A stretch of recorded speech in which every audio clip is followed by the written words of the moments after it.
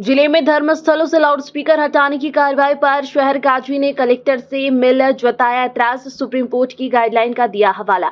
Collector से मिलकर media से बोले शहर काजी डॉक्टर इशरत अली, धर्मस्थलों ने क्या बिगाड़ा है? यदि कार्रवाई हो तो सुप्रीम कोर्ट की गाइडलाइन के मुताबिक हो। डीजे लाउडस्पीकर को लेकर भी दर्ज कराई आपत्ति। शादी बारात धर्मशालाओं में कान फाड़ने वाले डीजे बजा रहे हैं, कार्यवाही हो तो सब पर हो। डॉक्टर इशरत अली से मुलाकात कर बोले कलेक्टर आशीष सिंह, लाउडस्पीकर की कार्रवाई शासन और सुप्रीम कोर्ट के निर्देशों के मुताबिक ही हो रही है। आगे भी शासन के निर्देशों के अनुसार ही कार्यवाही होगी।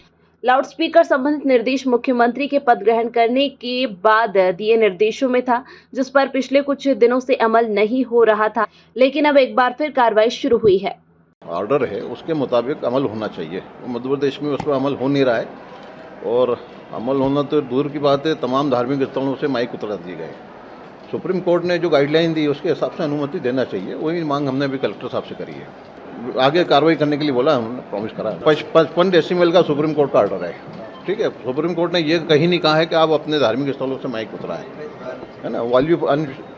दूसरी बात, मेरा सबसे आम लोगों की शिकायत है कि सड़कों पे जो डीजे बजते हैं, इतने खतरनाक बजते हैं कि कान फट जाएँ, उस पर भी रोक लगना चाहिए। धर्मशालाओं में जो रात देर देर तक बाजी बजते हैं, उस पर भी रोक लगना चाहिए। धार्मिक स्थल ने क्या आ रहा है कि उसको आप निकाल रहे हैं आप? हाँ, दोनों की बात कर रहा हूँ मैं। धार्मिक स्थल मतलब सब धार्मिक स्थल है। इनका क्या कसूर है भाई? आप देखें शादियों में इतनी जोरों से डीजे बजते हैं कि कान फट जाता है सड़कों पर। पाबंदी हो, सब पे हो, धार्मिक स्थल क्यों टारगेट पे लाएं? और जो सुप्रीम कोर्ट का जो ऑर्डर है उसके मुताबिक अमल होना चाहिए, हमारी मांग है। सुप्रीम कोर्ट ने गाइडलाइन दी है कि 55 डेसिमल से ज़्यादा का इस्तेमाल नहीं कर सकते धार्मिक स्थल पे।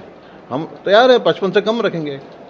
देखिए, अभी वर्तमान में जो शासन के निर्देश हैं, जो लाउड स्पीकर हटाने संबंधित, उस संबंध में उनके द्वारा चर्चा करी गई है और इस संबंध में स्पष्ट है कि जो शासन के निर्देश हैं उनका पालन करना सभी के लिए अनिवार्य है और उनका पालन करने संबंधी दिशा निर्देश प्रदान किए गए। देखिए, सभी शासन के जो निर्देश हैं और जो सुप्रीम कोर्ट के पहले के आदेश हैं, उसी आधार पर शासन के निर्देशों का निर्देश जारी किए गए थे और उसी के तहत हमारे द्वारा कार्रवाई करी जा रही है।